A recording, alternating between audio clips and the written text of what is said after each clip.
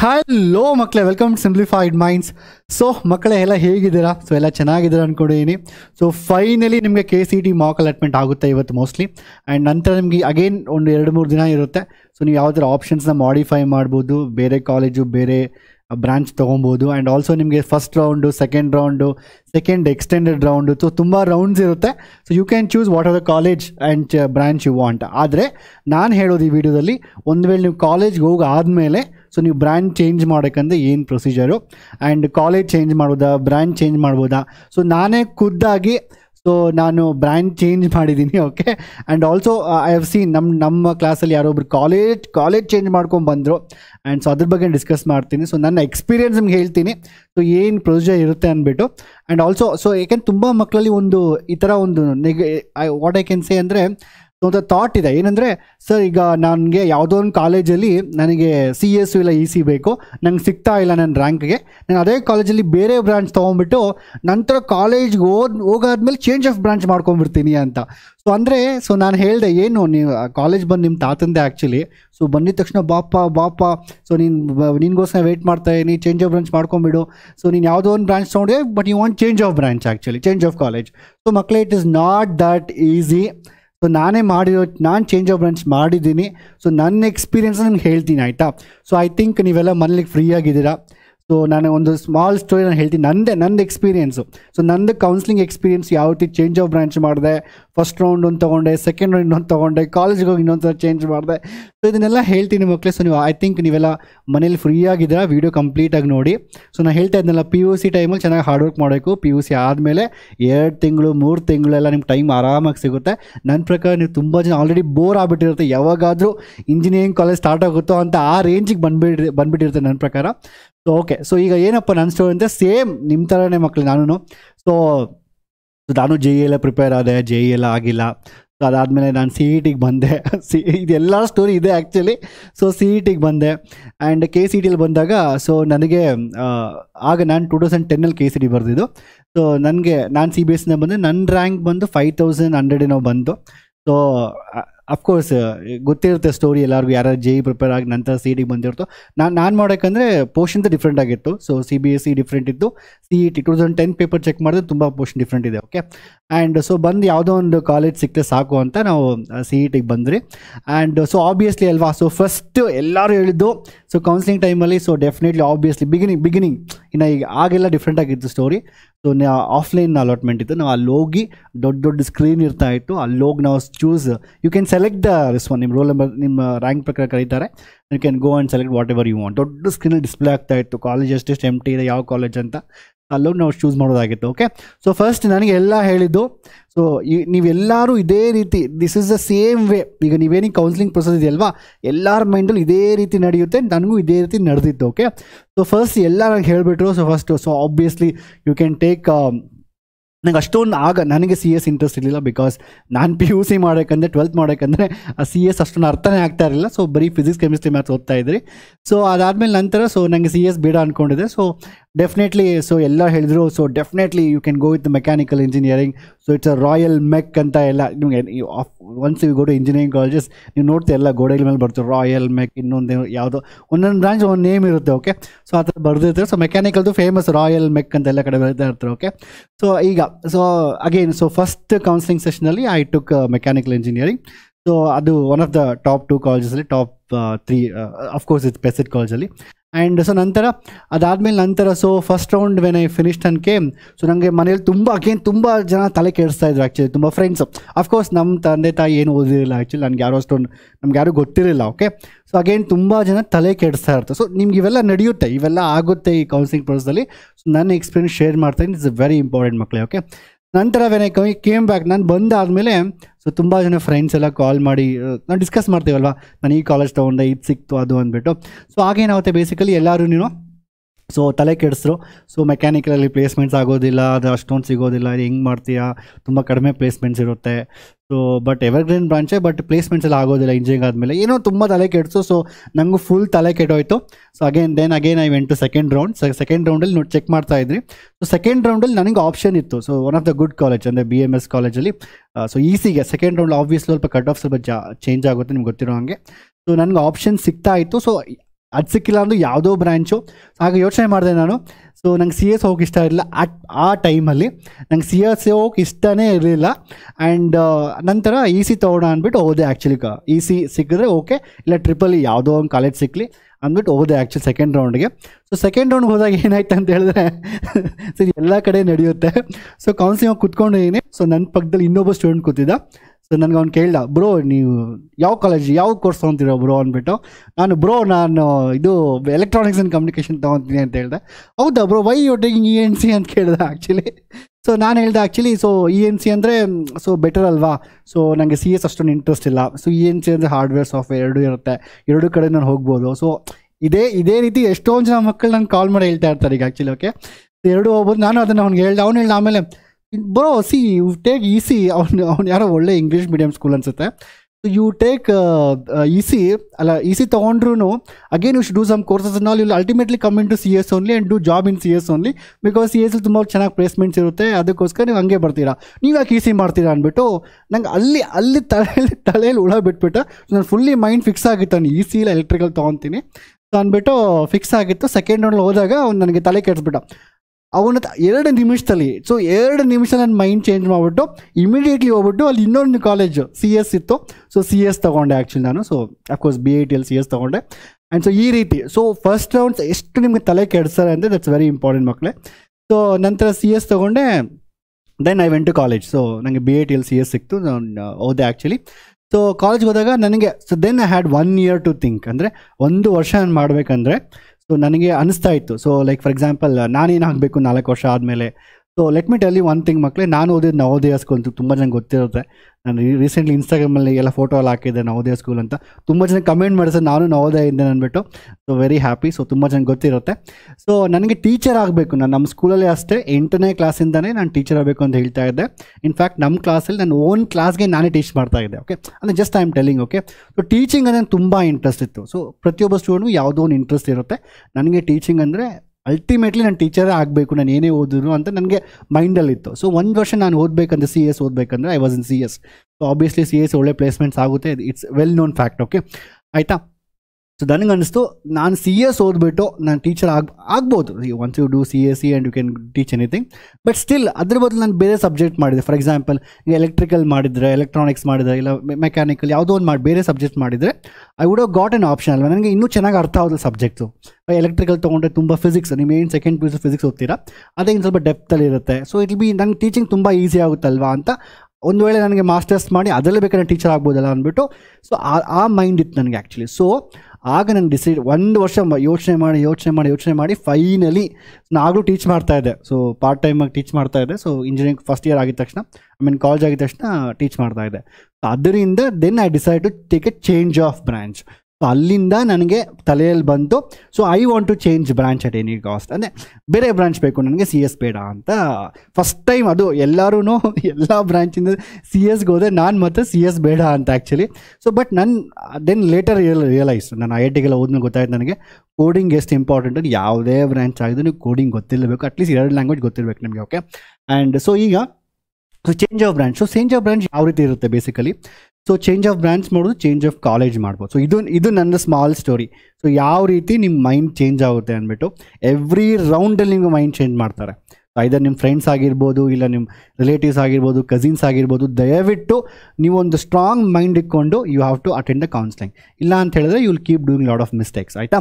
ಈಗ so change of branch ಅಂದರೆ very simple ಮಕ್ಕಳೇ. ಸೊ ಬೇಸಿಕಲಿ ಏನಾಗುತ್ತೆ ಅಂದರೆ, ಸೊ ಅಫ್ಕೋರ್ಸ್ ನಿಮಗೆ ಯಾವುದೇ ಆಟೋನಮಸ್ ಆಗಲಿ VTU ಆಗಲಿ ನಿಮಗೆ ಚೇಂಜ್ ಆಫ್ ಬ್ರಾಂಚ್ ಕೊಡ್ತಾರೆ. ನೀವು ಚೇಂಜ್ ಆಫ್ ಬ್ರಾಂಚ್ನ ಮಾಡ್ಬೋದು ಆ್ಯಕ್ಚುಲಿ. ಸೊ ಬಟ್ ಅದಕ್ಕೆ ಕಂಡೀಷನ್ಸ್ ಇರುತ್ತೆ ಕೆಲವೊಂದು. ಅಂದರೆ ಏನು, ಫಸ್ಟ್ ಆಫ್ ಆಲು ಆ ಕಾಲೇಜಲ್ಲಿ ನೀವು ಯಾವ ಬ್ರ್ಯಾಂಚಿಗೆ ಹೋಗ್ತೀರೋ, ಫಾರ್ ಎಕ್ಸಾಂಪಲ್ ನೀವು ಯಾವುದೋ ಬೇರೆ ಬ್ರಾಂಚಲ್ಲಿ ಇರುತ್ತೆ. ಫಾರ್ ಎಕ್ಸಾಂಪಲ್ ಮೆಕ್ಯಾನಿಕಲ್ಲು ಆ ಥರ, ಎಲೆಕ್ಟ್ರಿಕಲ್ ಯಾವುದೋ ಇದೆ, ನಿಮ್ಗೆ CS ಬೇಕಾಗುತ್ತೆ ಫಾರ್ ಎಕ್ಸಾಂಪಲ್. ಸೊ ಆಗ ನೀವೇನು ಮಾಡೋಕ್ಕಂದರೆ ಆ CS ಅಲ್ಲಿ ಆ ಕಾಲೇಜಲ್ಲಿ ಎಷ್ಟು ಸೀಟ್ಸ್ ಇರುತ್ತೋ ಅದರಲ್ಲಿ ಸ್ವಲ್ಪ ವೇಕೆನ್ಸಿ ಇರಬೇಕು. ಯೂಶಲಿ ವೇಕೆನ್ಸಿ ಇರುತ್ತೆ, because again lateral admissions diploma ಬರ್ತಾರೆ, ನಂತರ ಕೆಲವೊಂದು ಮ್ಯಾನೇಜ್ಮೆಂಟ್ಸ್ ಇರುತ್ತೆ. ಪ್ರತಿಯೊಂದು ಕಾಲೇಜಲ್ಲಿ ಕೆಲವೊಂದು ಸೀಟ್ಸ್ ಇದ್ದೇ ಇರುತ್ತೆ. ಇಟ್ಸ್ ನಾಟ್ ಲೈಕ್ ದಟ್ ಎಲ್ಲನೂ ಕೌನ್ಸಿಲಿಂಗಲ್ಲಿ ಇರುತ್ತೆ ಅಂತೆಲ್ಲ. ಸೊ ಆಗೇನಾಗುತ್ತೆ, ಬೇಸಿಕಲಿ ಚೇಂಜ್ ಆಫ್ ಬ್ರಾಂಚ್ ಮಾಡೋಕ್ಕಂತ ಹೇಳಿದ್ರೆ ನಿಮಗೇನಾದರೂ ಅಂದರೆ ನೀವು ಫಾರ್ ಎಕ್ಸಾಂಪಲ್ ಫಸ್ಟ್ ಕ್ರೈಟೀರಿಯಾ ಬಂದು ಯಾರು ಬೇಕಾದ್ರೂ ಚೇಂಜ್ ಮಾಡ್ಬೋದು. ಆ್ಯಂಡ್ ಇನ್ನೊಂದೇನೆಂದರೆ it is on the basis of your percentage. ನಿಮ್ಮ ಮಾರ್ಕ್ಸು ಫಸ್ಟ್ 2 ಸೆಮಿಸ್ಟ್ರಲ್ಲಿ ನಿಮ್ದು ಎಷ್ಟು ಅಗ್ರಿಗೇಟ್ ಇದೆ, ಸೊ ನಿಮ್ಮದು ಎಷ್ಟು ಪರ್ಸೆಂಟೇಜ್ ಕೆಲವೊಂದು ಕಾಲೇಜ್ CGPA ಕೆಲವೊಂದು ಪರ್ಸೆಂಟೇಜ್ ಇರುತ್ತೆ.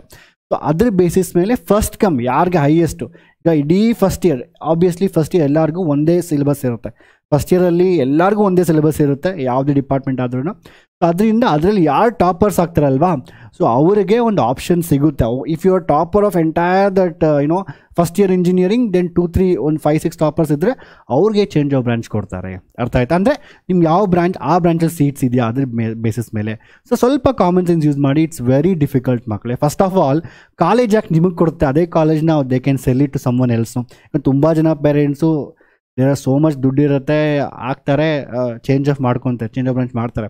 ಅದು ತುಂಬ ಡಿಫಿಕಲ್ಟ್ ಇರುತ್ತೆ. ಅಫ್ಕೋರ್ಸ್ VTU ಇಂದ ಆಫಿಷಿಯಲ್ ಸರ್ಕ್ಯುಲರ್ ಬರುತ್ತೆ ಚೇಂಜ್ ಆಫ್ ಬ್ರಾಂಚು. ಇನ್ಫ್ಯಾಕ್ಟ್ ನಾನು ಸರ್ಕ್ಯುಲರ್ ಲಾಸ್ಟ್ ಇಯರ್ ಸರ್ಕ್ಯುಲರ್ನೆಲ್ಲ ಚೆಕ್ ಮಾಡಿದ್ದೀನಿ, ಅದು ರಿಸಿಪ್ಟ್ಸ್ ಫೀಸ್ ಎಷ್ಟೆಷ್ಟಿರುತ್ತೆ ಎಲ್ಲನೂ. If you want I'll put that in description box, you can go and check it out. Okay, ಅದರ ಒಂದು ಸರ್ಕ್ಯುಲರ್ ಎಲ್ಲ ಕೊಡ್ತಾರೆ, ಎಕ್ಸಾಕ್ಟ್ ಪ್ರೊಸೀಜರು, ಎಷ್ಟೆಷ್ಟು ಅಮೌಂಟ್ ಪೇ ಮಾಡಬೇಕು, ಏನೇನು ರೂಲ್ಸು, ಯಾವ್ಯಾವ ಕಾಲೇಜಿನ ಎಷ್ಟೆಷ್ಟು, ಅದೇನು you have to get NOC ತರಬೇಕಾಗುತ್ತೆ ನೀವು, ಅದನ್ನೆಲ್ಲ ಪ್ರೊಸೀಜರ್ ಇದೆ. ಬಟ್ ಪ್ರಾಕ್ಟಿಕಲ್ ಹೇಳಬೇಕಂದ್ರೆ ತುಂಬ ಡಿಫಿಕಲ್ಟ್ ಮಕ್ಕಳೇ, ತುಂಬ ಡಿಫಿಕಲ್ಟ್ ಚೇಂಜ್ ಆಫ್ ಬ್ರಾಂಚ್ ಮಾಡೋದು.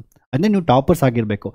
ನಾನು ಚೇಂಜ್ ಆಫ್ ಬ್ರಾಂಚ್ ಮಾಡುವಾಗ ನಂದು CGPA ಬಂದು ಫಸ್ಟ್ 2 ಸೆಮಿಸ್ಟ್ರಲ್ಲಿ, ನಾನೆಲ್ಲ ಕರೆಕ್ಟಾಗಿ ಹೇಳ್ತಾ ಇದ್ದೀನಿ ನಂದು. ಸೊ ನೀವು ಸ್ಟಡಿ ಮಾಡಿ. ಫಸ್ಟ್ 2 ಸೆಮಿಸ್ಟ್ರಲ್ಲಿ ನಂದು ಬಂದು ಒಂದು ನನ್ನ ಪ್ರಕಾರ ಐ ಥಿಂಕ್ ಅರೌಂಡ್ 90%, 91% ಇತ್ತು 2 ಸೆಮಿಸ್ಟ್ರಲ್ಲಿ, ಫಸ್ಟ್ 2 ಸೆಮಿಸ್ಟ್ರಲ್ಲಿ. ಸೊ ತುಂಬ ಡಿಫಿಕಲ್ಟ್. ಇಂಜಿನಿಯರಿಂಗಲ್ಲಿ 6 ಸಬ್ಜೆಕ್ಟ್ಸ್ ಇರುತ್ತೆ, ಮತ್ತು ಲ್ಯಾಬ್ಸ್ ಇರುತ್ತೆ, ಮತ್ತು ಸೆಕೆಂಡಲ್ಲಿ 6 ಸಬ್ಜೆಕ್ಟ್ಸ್ ಇರುತ್ತೆ, ಮತ್ತು ಲ್ಯಾಬ್ ಇರುತ್ತೆ. ಅಷ್ಟರಲ್ಲಿ ನೀವು ನಾನು 90% ಮೇಂಟೈನ್ ಮಾಡಿದೆ ನನ್ನ ಪ್ರಕಾರ. ಐ ಥಿಂಕ್ ಅರೌಂಡ್ 91 ಏನೋ. ಬಟ್ ನನಗೆ ವೆನ್ ನಾನು ಚೇಂಜ್ ಆಫ್ ಬ್ರಾಂಚ್ ಹೋದಾಗ ಆಪ್ಷನ್ಸ್ ಕೊಟ್ಟಿದೆ. ಇನ್ಫ್ಯಾಕ್ಟ್ ನಾನು ಚೇಂಜ್ ಆಫ್ ಬ್ರಾಂಚ್ ಹೋದಾಗ ಸೊ ಆ ಕಾಲೇಜ್ ಅಡ್ಮಿನಿಸ್ಟ್ರೇಟರ್ಸು ನಗ್ತಾ ಇದೆ, ಇದೇನಪ್ಪ ಎಲ್ಲರೂ ಕೆಳಗಡೆಯಿಂದ ಮೇಲೆ ಹೋಗ್ಬೇಕು ಅಂದ್ಕೊಂಡು ನೀನು ಮೇಲೆಯಿಂದ ಕೆಳಗಡೆ ಬರ್ತಾ ಇದೆಯಾ ಅಂದ್ಬಿಟ್ಟು. ಎನಿವೆ, ಸೊ ದಟ್ಸ್ ನನಗೆ ಆ ಮೈಂಡ್ ಫಿಕ್ಸ್ ಆಗಿತ್ತು, ಬೇರೆ ಬ್ರಾಂಚ್ ತೊಗೊತೀನಿ. ಎಂತಕ್ಕೆ ಅಂದರೆ ನನಗೆ ಟೀಚಿಂಗ್ ಹೆಲ್ಪ್ ಆಗುತ್ತೆ ಅಂದ್ಬಿಟ್ಟು ನಾನು ತೊಗೊತಾ ಇದ್ದು. ಬಿಕಾಸ್ ಅಲ್ಲಿ ಹೋದಾಗ ನಾನು ಆ್ಯಕ್ಚುಲಿ ಸೊ ವೀಕಿಗೆ ಪ್ರಯಾರಿಟಿ ನಿಮ್ಗೆ ಯಾವ ಬ್ರಾಂಚ್ ಬೇಕು ಅಂದ್ಬಿಟ್ಟು. ಸೊ ಫಸ್ಟ್ ನನಗೆ ಫಾರ್ ಎಕ್ಸಾಂಪಲ್ ನಾನು CS ಅಲ್ಲಿದ್ದೆ, ನನಗೆ EC ಬೇಕಾಗಿತ್ತು. ಆ್ಯಂಡ್ ಅದು ಬಿಟ್ಟು ನಂತರ second option I gave it electrical. And third option ನಾನು ಮೆಕ್ಯಾನಿಕಲ್ ಕೊಟ್ಟಿದ್ದೆ. ನಂಗೆ ಮೆಕ್ಯಾನಿಕಲ್ ಫಸ್ಟೇ ಸಿಕ್ಕಿತ್ತು ಆ್ಯಕ್ಚುಲಿ ಫಸ್ಟ್ ರೌಂಡಲ್ಲೇ.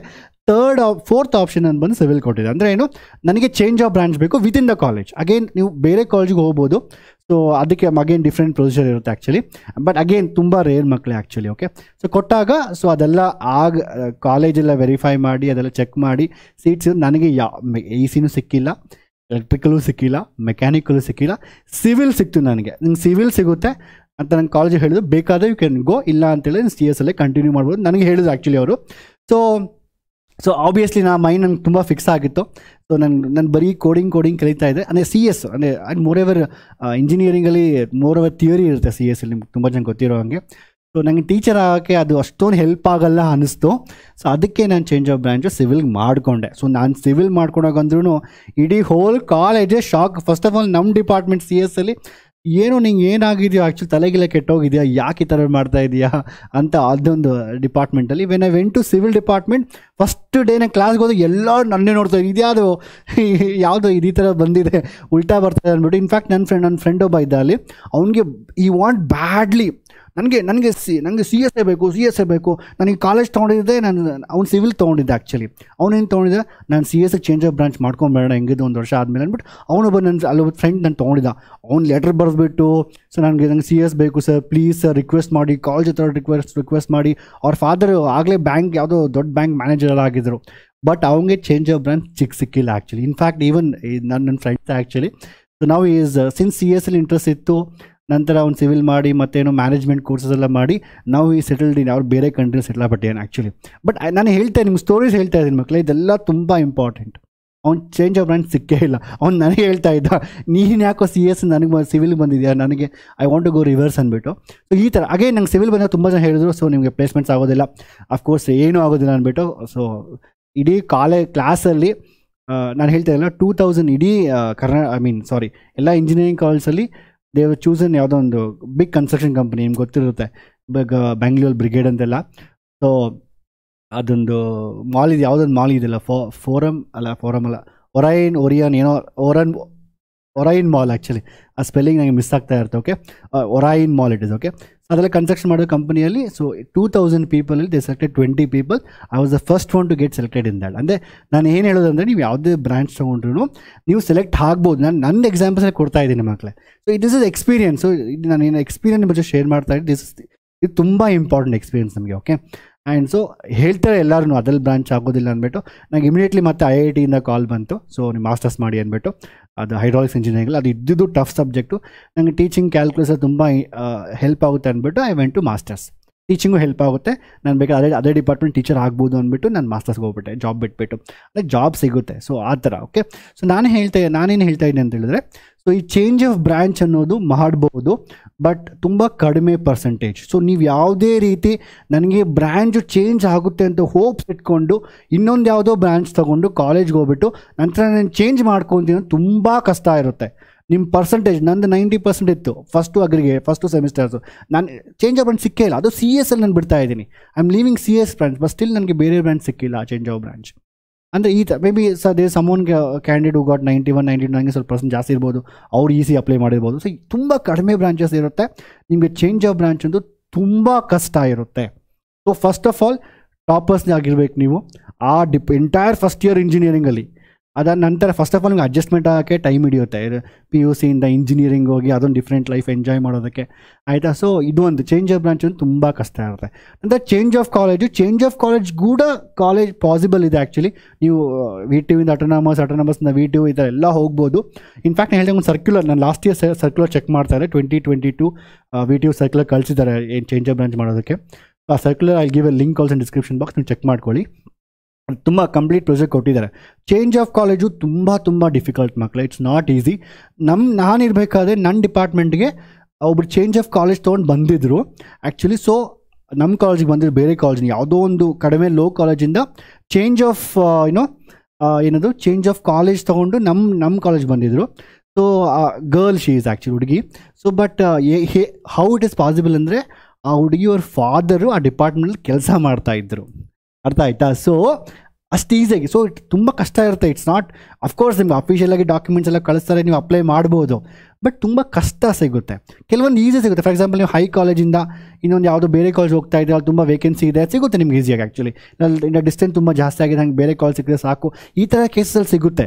ಬಟ್ ನಾನು ಟಾಪ್ ಕಾಲೇಜ್ ಹೋಗಬೇಕು, ನನಗೆ ಯಾವುದೋ ಒಂದು 10th ಕಾಲೇಜ್ ಸಿಕ್ಕಿದೆ, ನಾನು 5th ಕಾಲೇಜ್ ಬೇಕು, 4th ಕಾಲೇಜ್ ಬೇಕು, ನಾನು ಚೇಂಜ್ ಆಫ್ ಕಾಲೇಜ್ ಮಾಡ್ಕೊತೀನಿ, you can apply and all, but ನಿಮ್ಗೆ ಸಿಗೋದಿಲ್ಲ ಆ್ಯಕ್ಚುಲಿ. ತುಂಬ ಕಷ್ಟ ಸ್ವಲ್ಪ ಆಬ್ವಿಯಸ್ಲಿ ಮಕ್ಕಳೇ. ಸೊ ಎಲ್ಲ ಕಡೆ ಆ ಇನ್ಫ್ಲೂಯೆನ್ಸು, ಪ್ರತಿಯೊಂದು ಕಾಲೇಜ್ದು ಒಂದು ಸಂಘ ಇರುತ್ತೆ. ಸೊ ಎಷ್ಟೊಂದು ಇರುತ್ತೆ ಇಂಜಿನಿಯರಿಂಗಲ್ಲಿ ಆ್ಯಕ್ಚುಲಿ, ಆಯಿತಾ. ನನಗೂ ಏನು ಗೊತ್ತಿರಲ್ಲ. ಸೊ ಹೋದ್ಮೇಲೆ ನಿಮಗೆಲ್ಲ ಅರ್ಥ ಆಗುತ್ತೆ ಕಾಲೇಜ್ ಬಗ್ಗೆ ಏನೇನು ಕತೆ ಅಂದ್ಬಿಟ್ಟು. ಸೊ ಎನಿವೆ, ಸೊ ಅಂದರೆ ಬೇಸಿಕಲ್ ಏನು ಹೇಳ್ತೀನಿ ಅಂತ ಹೇಳಿದ್ರೆ, ಸೊ ಚೇಂಜ್ ಆಫ್ ಕಾಲೇಜು ತುಂಬ ಡಿಫಿಕಲ್ಟು. ಒಂದು ನಿಮಗೆ ಆ ಕಾಲೇಜ್ ಮ್ಯಾನೇಜ್ಮೆಂಟು, ಆ ಕಾಲೇಜ್ ಪ್ರಿನ್ಸಿಪಲ್ಲು, ಇಲ್ಲ ಏನೋ ಒಂದು ಸ್ವಲ್ಪ ಲಿಂಕ್ಸ್ ಎಲ್ಲ ಇದ್ದರೆ ಸ್ವಲ್ಪ ಬೇಗ ಆಗುತ್ತೆ. ಫ್ರ್ಯಾಂಕನ್ನು ಹೇಳ್ತಾ ಇದ್ದೀನಿ. ಸೊ ನಿಮ್ಗೆ ಯಾರಾದರೂ ಕಾಲೇಜ್, ಯಾಕೆ ನಾನು ಕಣ್ಣೇ ನೋಡಿದ್ದೀನಿ ಆ್ಯಕ್ಚುಲಿ ಅದನ್ನು. ಆ್ಯಂಡ್ ಆದಮೇಲೆ ನಂತರ ಚೇಂಜ್ ಆಫ್ ಬ್ರ್ಯಾಂಡ್ ಸ್ವಲ್ಪ you can change of college ಸ್ವಲ್ಪ ಜಾಸ್ತಿ ಟಫ್ ಆಗುತ್ತೆ. ಚೇಂಜ್ ಆಫ್ ಬ್ರ್ಯಾಂಡ್ ಸ್ವಲ್ಪ ಪರವಾಗಿಲ್ಲ, ಬಟ್ ನಿಮ್ಗೆ CGPA ಚೆನ್ನಾಗಿ ಮೇಂಟೈನ್ ಮಾಡಿ. ಇಟ್ಸ್ ವೆರಿ ಡಿಫಿಕಲ್ಟ್ ಆಗಿ. ಸೊ ಅದರಿಂದ ಇಟ್ಸ್ ವೆರಿ ಕ್ಲಿಯರ್. ಸೊ ದಯವಿಟ್ಟು ಆಯಿತಾ. ಸೊ ನೀವೇನಾದರೂ ನಾನು ಬ್ರ್ಯಾಂಡ್ ಚೇಂಜ್ ಮಾಡ್ಕೊಳ್ಬೇಕು ಒಂದು ವರ್ಷ ಆದಮೇಲೆ, ಅದಾದಮೇಲೆ ಅದೆಲ್ಲ ತುಂಬ ಡಿಫಿಕಲ್ಟು. ಸೊ ಈಗಲೇ ಕೌನ್ಸ್ಲಿಂಗಲ್ಲೇ ಮೈಂಡ್ ಫಿಕ್ಸ್ ಮಾಡಿಕೊಂಡು, ಸೊ ಯಾವ ಬ್ರ್ಯಾಂಚ್ ಬೇಕು, ಯಾವ ಕಾಲೇಜ್ ಬೇಕು ಅಂತ ಫಿಕ್ಸ್ ಮಾಡಿಕೊಂಡು ನಿಮ್ಗೆ ನಿಮ್ಮ ರ್ಯಾಂಕ್ ಪ್ರಕಾರ ತಗೊಳ್ಳಿ. Okay, that is very important ಮಕ್ಕಳೇ. ಸೊ ಐ ಹೋಪ್ ಈ ವಿಡಿಯೋ ನಿಮಗೆ ಕಂಪ್ಲೀಟ್ ನನ್ನ ಎಕ್ಸ್ಪೀರಿಯನ್ಸ್ ಹೇಳಿದ್ದೀನಿ. ಅದು ಬಿಟ್ಟು ಪ್ರೊಸೀಜರ್ ಎಲ್ಲ ಆಸ್ ಐ ಟೋಲ್ಡ್ ಯು, ಎಷ್ಟೆಷ್ಟು ಫೀಸ್ ಪೇ ಮಾಡ್ಕೊಂಡು 5,000-6,000 ಎಲ್ಲ ಇರುತ್ತೆ ಚೇಂಜ್ ಆಫ್ ಬ್ರಾಂಚ್ ಅಪ್ಲಿಕೇಶನ್ ಮಾಡೋಕ್ಕೋಸ್ಕರ. NOC ಎಲ್ಲ ಹೇಗೆ ಏನೇನು ಡಾಕ್ಯುಮೆಂಟ್ಸ್ ಬೇಕೆಲ್ಲ ಇದೆ. I give that document in description box, you can check it out. Okay, and that's it ಮಕ್ಕಳೇ. ಸೊ ಇನ್ನೂ ನಂತರ ಇಂಜಿನಿಯರಿಂಗ್ ಬಗ್ಗೆ, ಸೊ ನೀವೆಲ್ಲ ಇಂಜಿನಿಯರಿಂಗ್ ಹೋಗ್ತಾ ಇದ್ದೀರಾ, ಸೊ ನಿಮ್ಮ ಸೂಪರ್ ಸೀನಿಯರ್ ನಾನು. ಅದರಿಂದ ಏನಾದರೂ ಇನ್ಫಾರ್ಮೇಷನ್ ಬೇಕಾದರೆ ನಾನು ಕಮೆಂಟ್ ಮಾಡಿ ಹೇಳಿ, ನಾನು ಹೇಳ್ತೀನಿ. ಓಕೆ, ಫಸ್ಟ್ ಇಯರ್ ಇಂಜಿನಿಯರಿಂಗ್ ಹೇಗೆ ಸ್ಟಡಿ ಮಾಡಬೇಕು ಅದ್ರ ಬಗ್ಗೆ ಎಲ್ಲ ಹೇಳ್ತೀನಿ. ಸೊ ಕೌನ್ಸಿಲಿಂಗ್ ಬಗ್ಗೆ ಎಲ್ಲ ಆಲ್ರೆಡಿ ತುಂಬ ವೀಡಿಯೋಸ್ ಬರ್ತಾ ಇರ್ತಾರೆ, ತುಂಬ ಜನ ಮಾಡ್ತಾ ಇರ್ತಾರೆ. I think that is not required from me. Okay, and that's it, and see you in the next video. Bye and take care.